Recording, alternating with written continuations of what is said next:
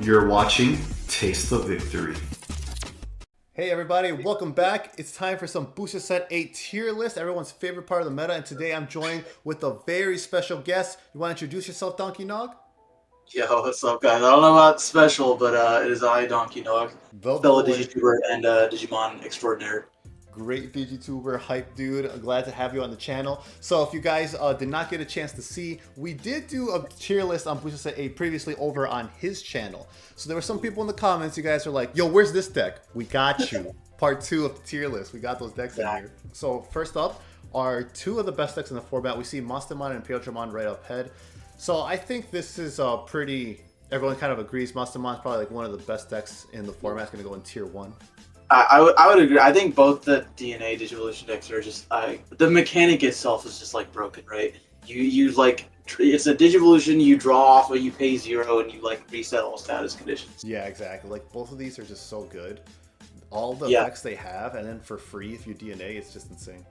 Yeah, I think those are definitely the decks to beat. One is like very controlling, and one's like super aggro, but they both kind of stem around the same like core goal, just to make your Pildramon / Mastermon and go crazy. Totally. Yeah, absolutely. Do you think one is better than the other? Because in my testing, I really feel like they're so even. It just comes down to security. I think if you pitted them against each other, I think Imperial probably has a better matchup against Mastermon specifically, because I think Mastermon's a little bit slower, and the fact that Imperial can like bottom deck their Gatomons, Gazis, and stuff like that, and like turn 2 to 3 you're checking like all their security.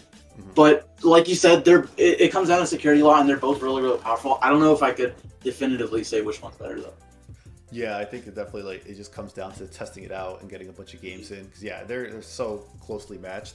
But you make a really good point. You can just get any deck can just get rushed down. Imperial Drill is so fast. Yeah, yeah. I probably favor Imperial, but just because, and then you also get to play Hammer Sparks and Ice, so it can't be bad, right? Next up, we got another new deck from Booster Set 8, and this is Shivamon. So Shivamon's whole gimmick is like it wants your board rested, your entire board suspended, so that your opponent can't play options next turn, so they are like forced to swing over your stuff. So this was really popular in Japan before the ban list as an anti-meta option. But now, like, hybrids aren't going to be as popular, so, like, what it was anti-meta 2 is kind of gone. It gets rushed down by Imperial. It gets destroyed by X-Antibody. So it's kind of, like, in a rough spot. How do you feel about this deck? I think, yeah, dude, I kind of see that, like, Shivamon's a really, really powerful card. And it's obviously really good against, like, all the yellow hybrid decks, which I still think people are going to play yellow hybrid. I think it's always going to, like, be around. But it's just a little bit slow, I think. I think it's just a little bit slow and its effects a little bit specific. But if you can get it off, I think it's pretty crazy. Like, resolving, like, double Shivamon is crazy. Yeah, definitely. Double Shivamon's insane. So are we thinking tier 2 or tier 3? I'd probably say, like 2 or 1.5, honestly. Like, as not amazing as I think it is, I still definitely think it can have a pretty decent time against the meta. Just because you also have like the Digisorption Digimon, which are like always good. You've got their new 1-cost option card, which like suspends one of your dudes to suspend theirs. So it's got some control elements too. I'd probably say like tier 2, maybe 1.5, but I'll leave it up to you, bro.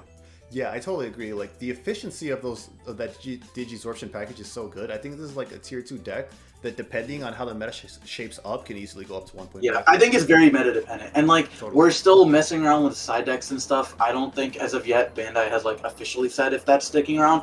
If it's sticking around, this can be a very popular side deck for everyone. Yeah, definitely. All right, next up we got Black X-Antibody. So I am really excited for this. I think the last video I just uploaded was a profile on this deck. This thing has everything. So like, it's definitely a piece reliant deck. You need to time your Digivolution right. You need to use your options at the right time. But if you do like time everything right, this thing has an answer to every meta deck, and it's kind of scary. How are you feeling about this one?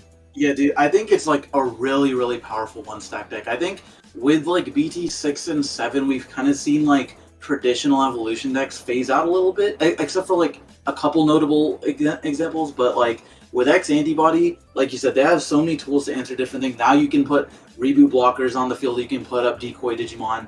You've still got the capability to OTK, but now you've got way more consistency because you've got the new tamer Yuji, I think, who's like basically like a BT6 tie and Nat for the deck. and you've also got a way to unsuspend your Alphamon, which makes Alphamon actually like broken in the deck, and lots of other stuff that just like you said, it makes it much more cohesive. I think it's pretty solid. Once you get set up, you can do some real damage against your opponent. Yeah, this thing is awesome. It's got reboot, it's got blocker, it's got security attack +1, so you can do like 5 checks on suspend and then still have a blocker next turn.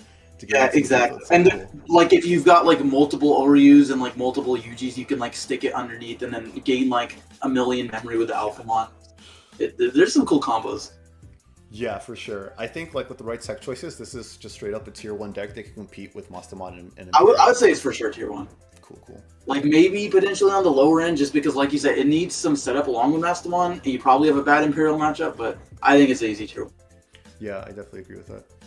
Alright, so next up on this list we have Lilith Loop. So Lilith Loop was a crazy big brain deck that involved so many combos. I think it just won one of the Ultimate Cups like last week or so. But it's been doing crazy. It's been doing crazy, but now we're losing Eosmon. And I know there's ways for the deck to adapt, but that is really a huge consistency hit for it. Do you think like yeah, it's a big consistency hit for sure. I honestly still think that Lilith can do some stuff. Like I said, I haven't fully tested it out what it can do, but I kind of thought the same thing when Mega Digimon Fusion got banned. I was like, oh, dude, Lilith is dead. There's no way this deck can do anything. And it like low-key got better because of the Eosmon stuff. I think as long as you have like regular or scatter mode in the game, you're like chilling. But you're definitely right in the fact that like its power level gets like way nerfed because you don't just have like 4 free summons. Stuff. Yeah, so I don't know. I think this is probably bottom of tier 2 because I think tossing this all the way down to tier 3 is kind of harsh. Yeah, I'd say it's tier 2. And then after that, looks like we got D-Brigade on here. So this is such a fan favorite deck. People love tribal decks and like D-Brigade's these cool little dinos. So it's basically just Rookie Rush that has some on deletion surge and a powerful boss monster to close out games. I think that kind of power, just the efficiency of Rookie Rush will always make it like a solid, an okay-ish rogue deck. But I don't know. I think this is just bottom of tier 2, maybe top of tier 3.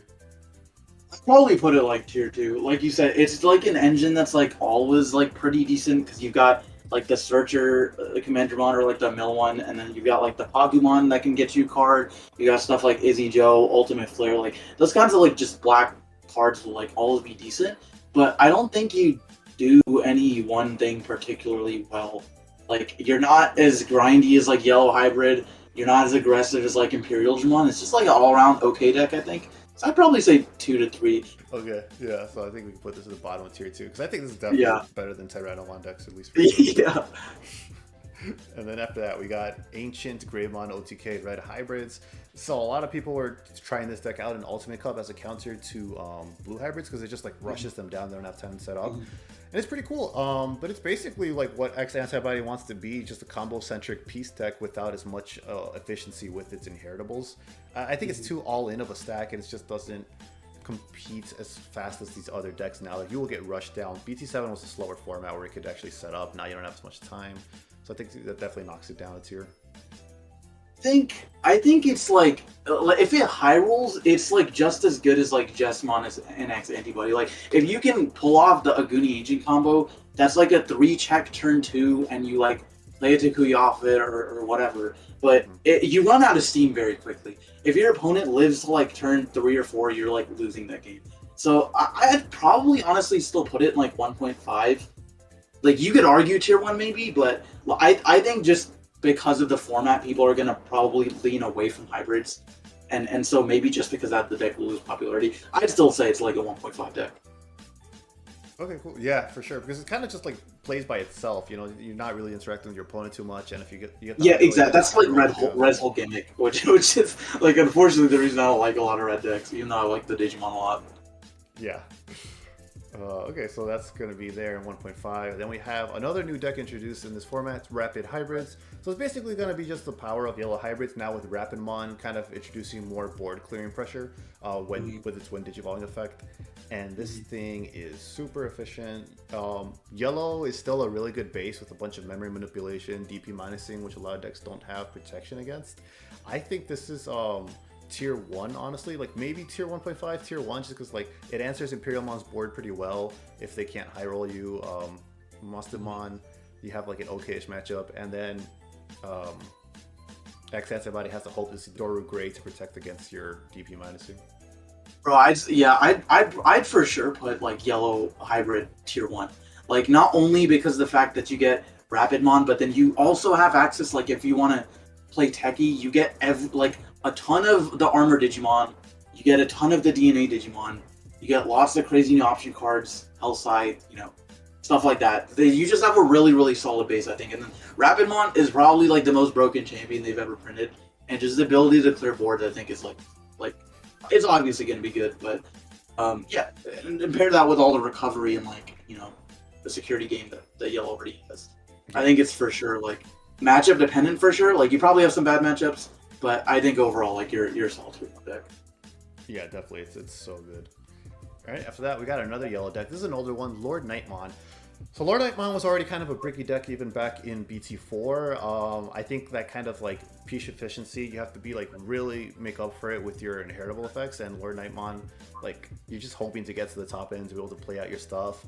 There's that new option I think that was introduced in BT7 people were playing around with. I think it's called Electric Pulse. Electric Rush, yeah. Yeah, something. The one that unsuspends yellow Digimon.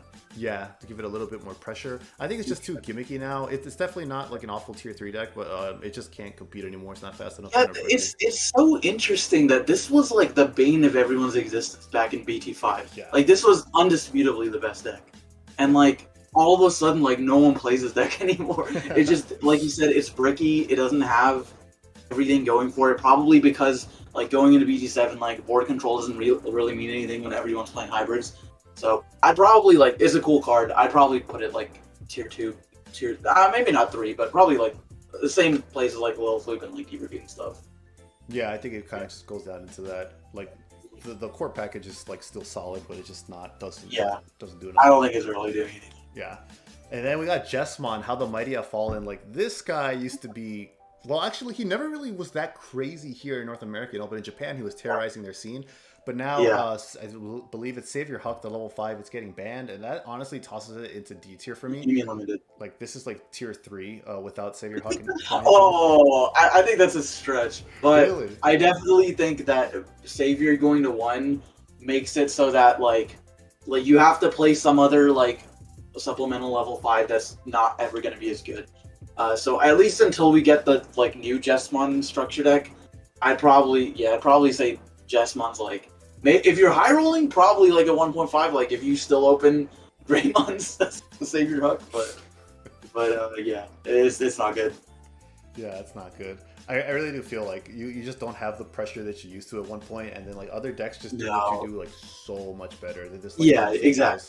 Yeah, with much less setup and like with way more consistency. Yeah. And it already has such a consistency issue. Like I feel like this definitely goes down to tier 3 for me. Where would you put it? All right, let's trigger all the Jesmon fans. Okay, yeah, we can do that. But don't worry, like it's right around the corner. You got a starter deck; it'll push you up to 1.5 probably.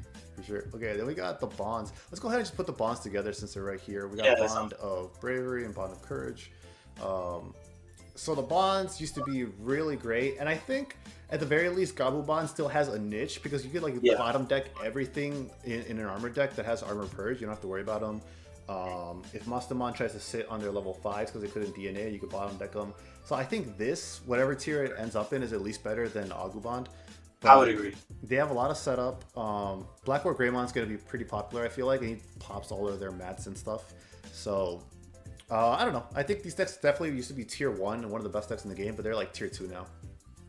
I'd probably say, like you said, for those reasons, I think Gabumon will probably still see more play than Agumon. Even now, like Gabumon is seeing play with like the blue hybrid package. So I'd probably say Gabu is like a 1.5. I'd probably put Agu in like tier 2. As much as I like that card, and like the whole Greymon evolution line, it's like it's not doing anything. Yeah. I think there's some niches for Gabumon and for Gabumon, and then like Agumon is just completely outclassed. I think every red deck wants to do what it does better. It has almost nothing unique to it. The best thing would be a good security control matchup, and like there's like security control Mastamon builds.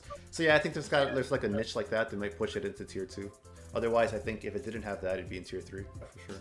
All right, so this next one, Armor Rush. I feel like in my talking and testing, this has been a really divisive deck, really polarizing. Because I know in our previous tier list, you guys can go ahead and check out DonkeyKnogg's channel for that. We put it in tier A, like top deck in the meta, one of the tops.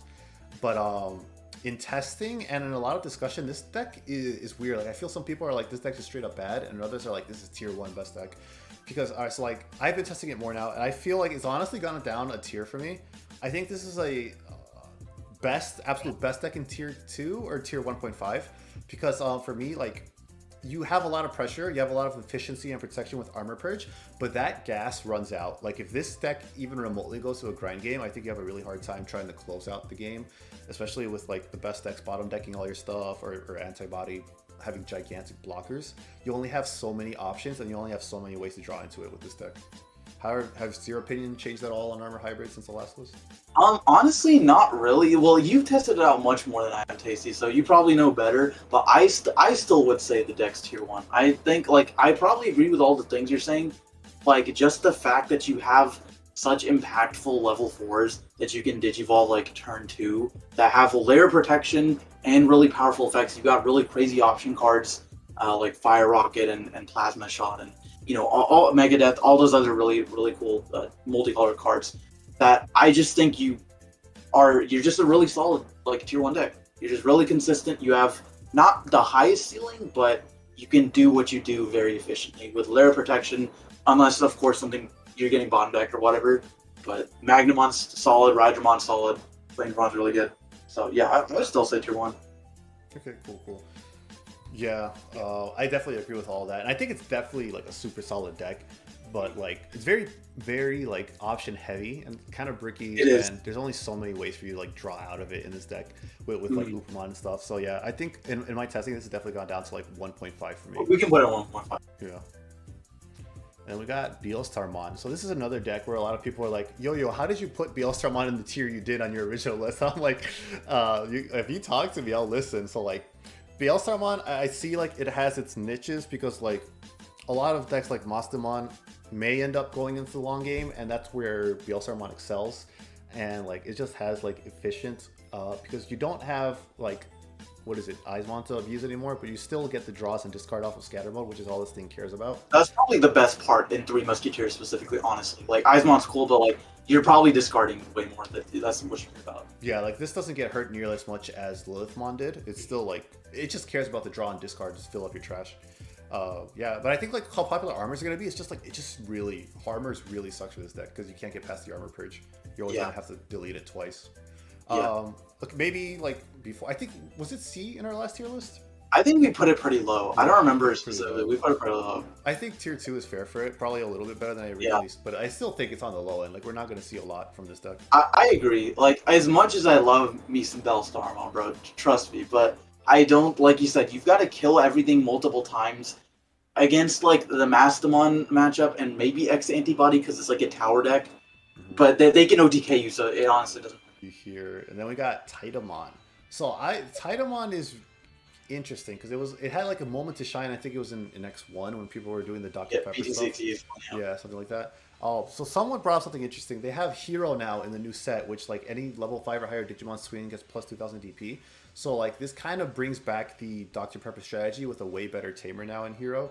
But the thing is, I think Titamon, regardless, is still like super piece reliant for not as aggressive payoff as some of these other decks. So like it has its utility, and there's a niche there with the Dr. Pepper build still, but I think this is tier 3 just because it has so much setup. Yeah, I would agree. Like, Dr. Pepper was really cool when it was going on, and like the fact that you can, like, if you're playing like BlackWarGreymon, you get like 2 swings, checking twice, like with Delicate Plan or whatever. But like you said, it's piece reliant, and like it's not even piece reliant in a deck where the pieces are meant to go together, like X-Antibody. It's like 2 conflicting like colors. So like, as cool as it is, I don't think Titamon's doing anything. Yeah, I would love to be proven wrong on that. That'd be so cool, but I agree. Yeah. Okay, and then we got Eosmon. Eosmon's crazy because you can build it in so many different ways. I see like black, blue, yellow, Eosmon, green, whatever. Yeah, but I think either any way you build it, it's going to be a really tier 3 pet deck. Because, man, it just does not have great support. It's just like not good. Like, I remember when BT8 was coming out and I was testing out these cards, I was like, bro, Eosmon's so cool. Like, it's a 13,000 mega that just pops stuff. You can swarm the field. And I actually built a deck, and I was like, wow, this is terrible. Like, it doesn't do anything. Yeah, it just doesn't do enough. It's a tier 3 deck for sure. Yeah, it's just inconsistent. Doesn't have a high ceiling. Like literally everything bad about a deck is Eosmon, unfortunately. For sure. All right, and then we got Chaosdramon. So this is like Machine Dramon decks. This deck was actually seeing some success in Booster Set 7, like a couple people, despite having such a bad blue hybrid matchup. It's cool with Chaosdramon because you could do some Kaiser Neil shenanigans that are actually really memory efficient. But I just think you're giving away too much memory in Booster Set 7 where other decks are going to go like crazy with them. It does have, I think it has DP minusing and bounce protection, right? Or is it deletion protection? So Machine Dramon has DP. He can't be reduced. Like his DP can't be reduced, and then he has deletion protection. He doesn't have like Kokaitis Breath / Megadeth protection. So that's like kind of important.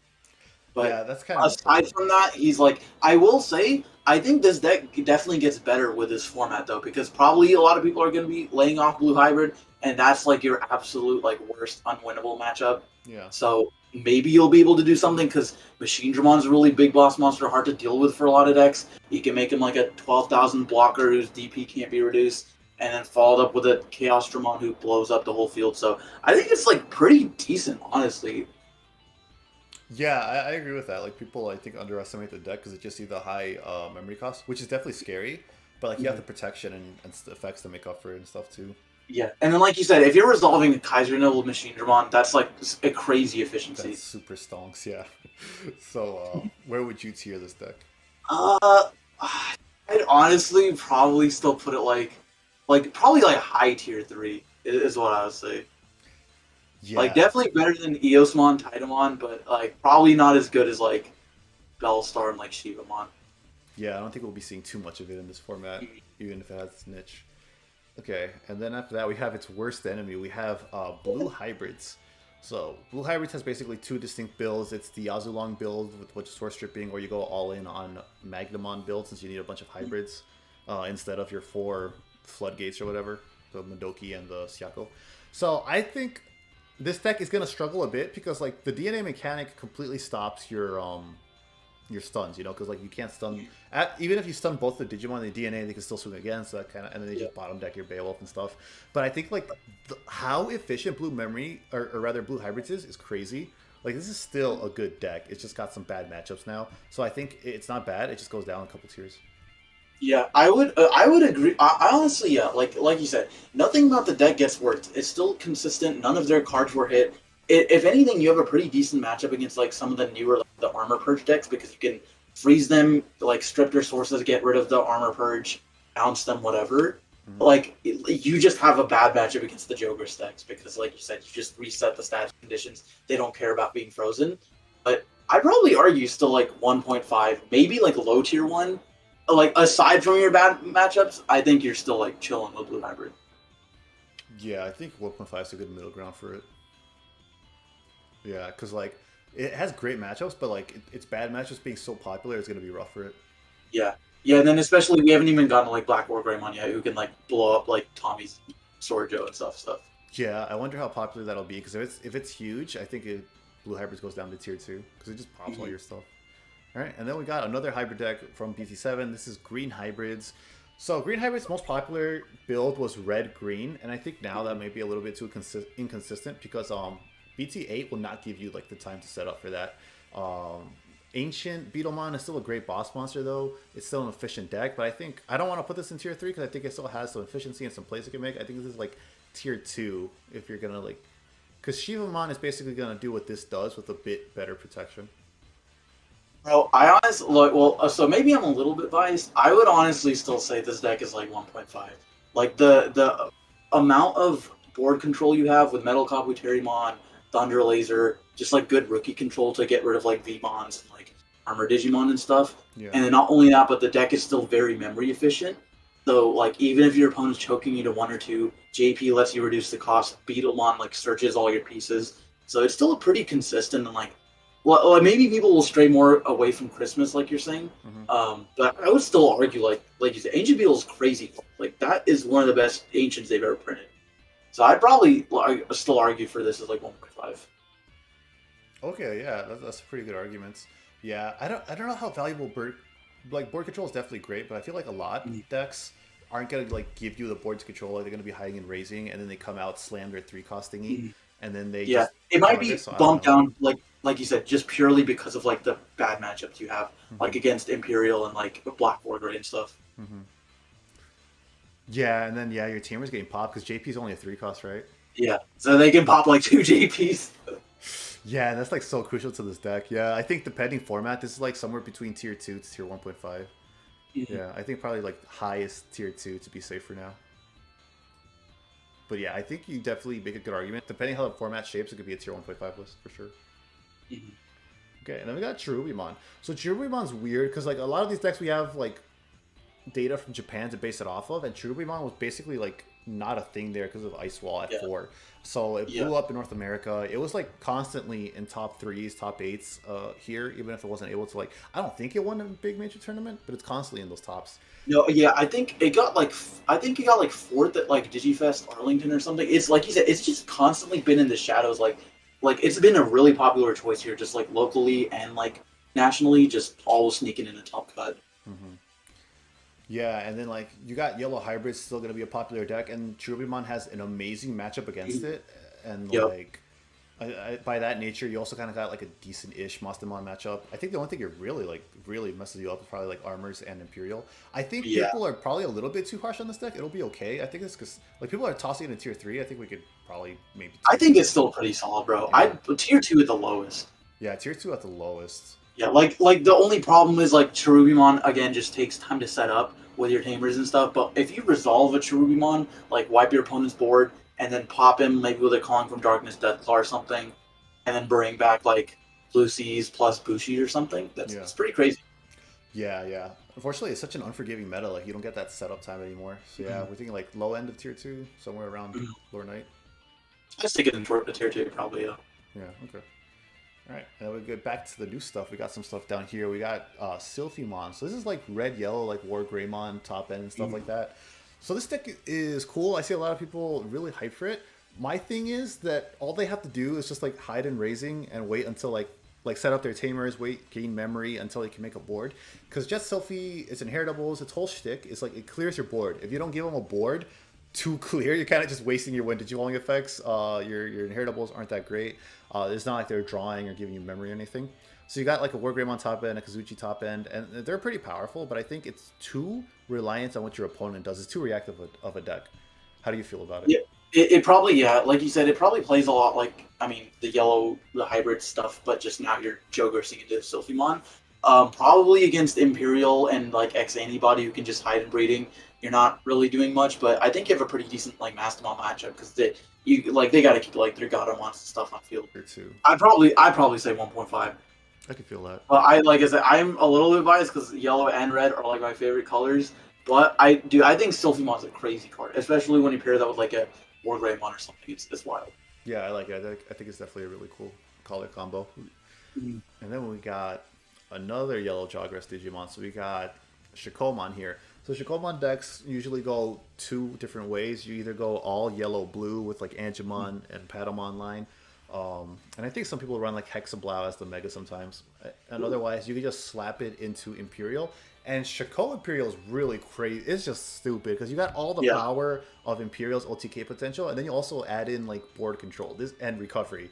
It's just so good. Like I think this on its own is probably like a 1.5. I'm not sure how strong that is. Like the blue yellow package, but like tossing it into Imperial is just as strong as still like tier 1. I think like you said, I think Shakumon's one of the most versatile of like all the DNA Digimon. Like this can literally go in like 5 different. Like you can play Imperial, you can play an Armor Rush, Yellow Hybrid, like Yellow Blue Pure, or like whatever. Yeah. It's just so good in so many ways. Like the card by itself, I think is like tier 1, but like a pure deck by it probably isn't like that good. But I've seen this splashed in like everything, so I think the card's just crazy.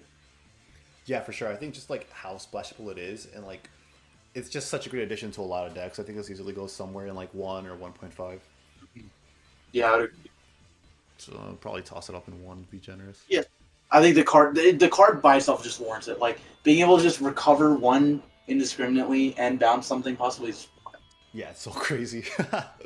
And then we got BlackWarGreymon. So this is another one where I see so many people are divided on it. Because on one end, this is like really piece heavy, and you like have to rely on Nokia to be able to efficiently get into all these things. But on the other, you finally get Tamer Hate. You get to delete your opponent's Tamer, and that shuts down a lot of decks. Like Bond completely folds to this. Yellow Hybrids has kind of a hard time. And then like you have the promo, I think, BlackWarGreymon as your backup mega to potentially OTK and close out games.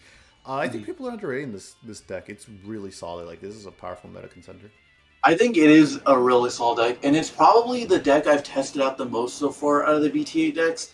I think it feels like an anti-meta like control deck. Like you said, you have a lot of good matchups because just the Tamer deletion is just like crazy. We've never seen like a mega being able to do that before, so it's really nice, honestly.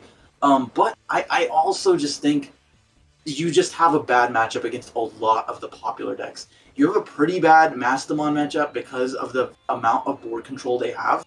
Yeah. You have a bad Imperial matchup because they can rush you pretty easily. X-Antibody, if they get to their stack, they can OTK you before you get to do anything. Same thing with like the Armor Rush deck. Like it's tough for BlackWarGreymon. Against all the hybrid decks, I think you're chilling. But against the newer BT8 decks, it's kind of hard, to be honest. Yeah, I think this fits like really comfortably in at 1.5. Yeah. You probably, like, also, I will say the best thing you have going for you is not only BlackWarGreymon, but also Crimson Blaze, because that card is crazy. That card's so crazy. It's such a good option. So depending on how impactful that is against the meta, I think you could see this going, like, higher into the tier list. But. For sure. And then we got Creepymon. So I think mill decks surprisingly aren't that good because you're drawing on every Digivolution, but like these decks are just so fast that they close out the game before that matters. Apparently, bro, he sucks. What? He sucks. Like, this card is fine. I've seen people running it as a one of in other purple decks. Like, that's fine. Yeah, to help. Yeah. Like, if it goes that long, you just switch to a deck out angle. But like, yeah, this card is just it's mid. I don't think it's doing anything. Yeah, I agree. I think like this is a cute tech card. It definitely works to some decks, but like as its own thing, it's just a D tier. Yeah. No, as its own thing, there's no way. There's no way. And then we got final card on the list is Diaboromon. Diaboromon's a popular favorite. I think it has its niches like what was it like? Because you can't balance its tokens if it's level based, because its tokens are actually level 6. So like it had its niche before against blue hybrids, like they couldn't balance it, but like it just gets stunned anyways. So I don't know. I don't think this deck gets much better matchups in this format. It's super slow, and as we've talked about already, like slow decks just suffer in this format. I'd probably put it like a tier 2-ish deck. Like you said, it's a cool deck that can set up blockers, like decoy blockers and OTK if you got like the Sec Attack plus Diaboromon. Yeah. But like you said, it just needs setup. So I completely agree with everything you said. Yeah, and then like I don't think it's the worst deck in the world either. Like tier 2 is justifiable because like. Blocker's actually pretty annoying to Beelstarmon because all of its removal is pretty expensive, and you don't have enough of it to keep up with how many blockers this thing gets out. Mm-hmm. Yeah. And then I just realized we forgot Mellow Meodismon, but I mean that's probably just tier 2, right? Bottom of tier 2, or I'd put it like tier 2 or 3, bro. Some of my friends were getting upset at me because I said that card sucked, and they're like, "Bro, we're gonna build a deck and like beat your ass with it." But I'm like, "Nah, dude, Mellow Meodismon, like the card looks awesome, but it's not good." Yeah, no, a lot of people were giving me trouble too for putting it in D tier in that list, and I'm like, bro, tell me what it does.